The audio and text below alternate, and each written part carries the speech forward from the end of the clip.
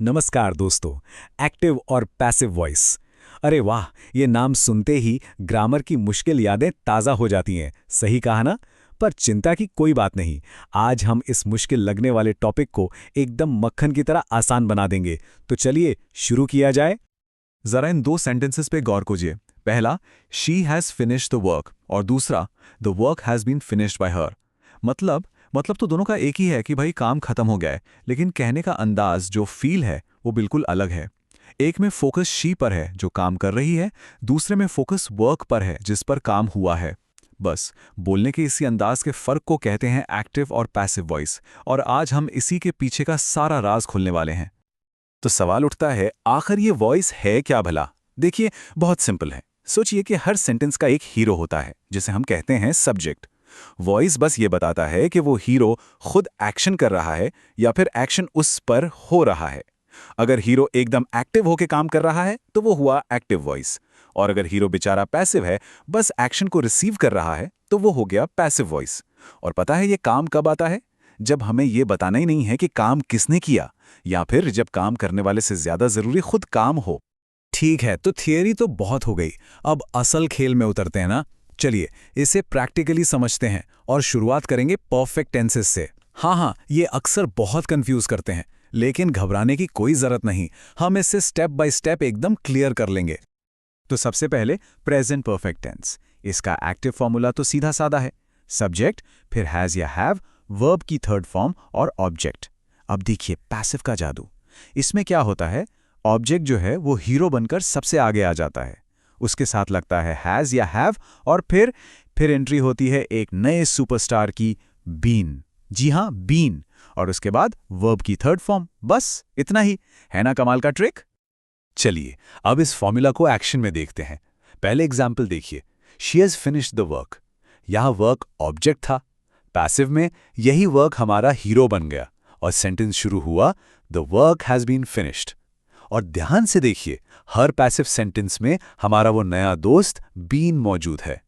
देखा, बीन लगाना भूलना नहीं है। और दोस्तों, यही है आज का पहला गोल्डन रूल। इसे एकदम दिमाग में लॉक कर लीजिए। जब भी कभी भी परफेक्ट टेंस का पैसिव बनाना हो तो बीन को याद करना है। हैज, हैव या हैड, इन तीनों के बाद बीन लगेगा ही लगेगा। बस ये याद रख लिया तो आधी जंग जीत ली। चलिए अब आगे बढ़ते हैं पास्ट परफेक्ट टेंस की तरफ। और पता है क्या, ये तो प्रेजेंट परफेक्ट से भी ज्यादा आसान है। सीरियसली। एक्टिव में सब्जेक्ट के साथ लगता है हैड और V3। पैसिव में क्या करना है? अरे वही, ऑब्जेक्ट को आगे ले आइए, हैड लगाइए, और उसके साथ हमारा वही पक्का वाला दोस्त बीन जोड़ दीजिए। स्ट्रक्चर बिल्कुल वैसा ही है।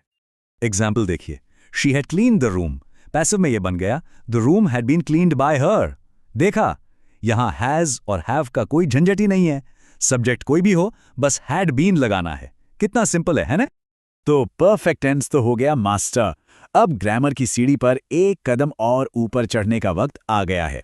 इस बार हमारी मंजिल है फ्यूचर टेंस और कुछ बहुत ही खास वर्ब्स जिन्हें हम मॉडल्स कहते हैं। तो क्या सब तैयार हैं अगले लेवल के लिए?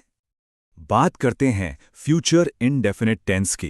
एक्टिव में तो सीधा सा हिसाब है, सब्जेक्ट, फिर विल या शैल और वर्ब की first form.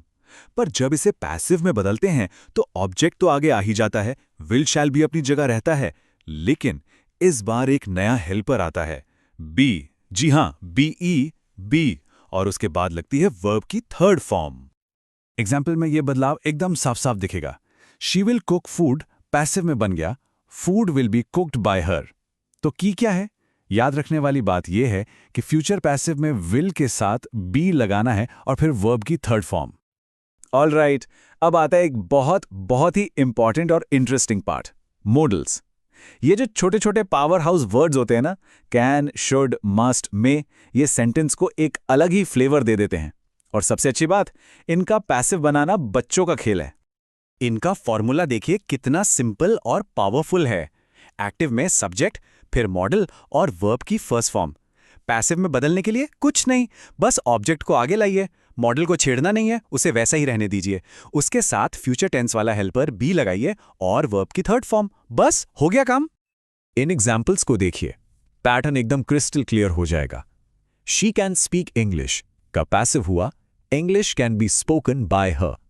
You should follow the rules बन गया the rules should be followed by you. देखा, पैटर्न एकदम पक्का है। कोई भी मॉडल हो उसके साथ बी लगेगा और फिर वर्ब की थर्ड फॉर्म। चलिए, अब तक तो हमने नॉर्मल स्टेटमेंट्स की बात की, लेकिन जब किसी को ऑर्डर देना हो, रिक्वेस्ट करनी हो या कोई सलाह देनी हो, तब क्या होगा? ऐसे सेंटेंसेस को इंपेरेटिव सेंटेंसेस कहते हैं और इनका पैसिव बनाने के रूल्स थोड़े अलग पर बहुत ही इंटरेस्टिंग है। इंपेरेटिव वॉइस को समझने का सबसे आसान तरीका है इसे 3 हिस्सों में बांट लेना। केस नंबर 1, जब कोई सीधा सीधा ऑर्डर दिया जाए। केस नंबर 2, जब प्लीज लगाकर कोई रिक्वेस्ट की जाए। और केस नंबर 3, जब कोई अच्छी सलाह या एडवाइस दी जाए। तो केस 1, सिंपल ऑर्डर। मान लीजिए किसी ने कहा क्लोज द डोर। इसका पैसिव बनाने के लिए हम एक नए शब्द का इस्तेमाल करते हैं, लेट। फॉर्मूला बहुत सिंपल है, लेट फिर ऑब्जेक्ट फिर बी और वर्ब की थर्ड फॉर्म। तो क्लोज द डोर बन गया let the door be closed. Easy. अब केस 2, रिक्वेस्ट्स। अगर सेंटेंस में प्लीज लगा है तो समझ लीजिए कि जैकपॉट लग गया। इसका पैसिव बनाना दुनिया का सबसे आसान काम है। बस प्लीज को हटाकर वाक्य की शुरुआत में एक फिक्स फ्रेज लगा देना है, यू आर रिक्वेस्टेड टू। बाकी सब सेम टू सेम। जैसे प्लीज हेल्प मी बन गया you are requested to help me. और फाइनली केस 3, सलाह। जैसे एक सलाह है, ऑलवेज रिस्पेक्ट एल्डर्स। इस तरह की एडवाइस का पैसिव बनाने के लिए हम शुड बी का इस्तेमाल करते हैं। इसमें ऑब्जेक्ट को सब्जेक्ट की जगह लाइए, फिर शुड बी लगाइए और वर्ब की थर्ड फॉर्म। तो ये बन गया एल्डर्स शुड बी रिस्पेक्टेड। वाह, क्या बात है! सारे रूल्स तो समझ लिए हैं। अब वक्त है एक छोटे से सेल्फ टेस्ट का। देखा जाए कि कितना सीखा है। तो एक छोटे से चैलेंज के लिए तैयार हो जाइए। पहला सवाल स्क्रीन पर है, she has bought a new phone. जरा सोचिए ये कौन सा टेंस है और इसका पैसिव क्या बनेगा। चाहे तो एक पल के लिए पॉज करके जवाब सोच सकते हैं। और इसका सही जवाब है a new phone has been bought by her. बिल्कुल सही। ये प्रेजेंट परफेक्ट टेंस था, इसलिए हैज के साथ हमारा सुपरस्टार दोस्त बीन आया। शाबाश। चलिए अगला सवाल, इस पर खास ध्यान दीजिएगा। इसमें एक मॉडल वर्ब है, we must protect the environment. याद आया मॉडल्स वाला रूल क्या था? और इसका सही जवाब है the environment must be protected by us. एकदम परफेक्ट। मॉडल यानी मस्ट, उसके साथ बी और वर्ब की थर्ड फॉर्म प्रोटेक्टेड। ठीक है, अब खेल को थोड़ा पलटते हैं। इस बार पैसिव से एक्टिव में बदलना है। सेंटेंस है the work has been completed by the team. सोचिए यहां असली हीरो कौन था, एक्शन किसने किया था? और इसका सही एक्टिव वॉइस है the team has completed the work. क्या किया हमने? बस बाय के बाद जो द टीम था उसे वापस हीरो बना दिया और बीन को हटा दिया। शानदार, बहुत बहुत बधाई। अगर ये चैलेंज पूरा कर लिया है तो इसका मतलब है कि एक्टिव और पैसिव वॉइस के सबसे जरूरी रूल्स पर अब पकड़ बन चुकी है। जरा सोचिए कहां से शुरू किया था और अब हम कहां तक पहुंच गए हैं।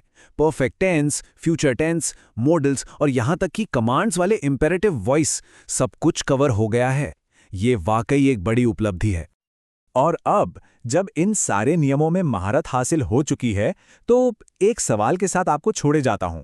सोचिएगा जरूर, ऐसी कौन सी सिचुएशन हो सकती है जहां पैसिव वॉइस का इस्तेमाल करना एक्टिव वॉइस से ज्यादा पावरफुल, ज्यादा असरदार या ज्यादा सही होता है?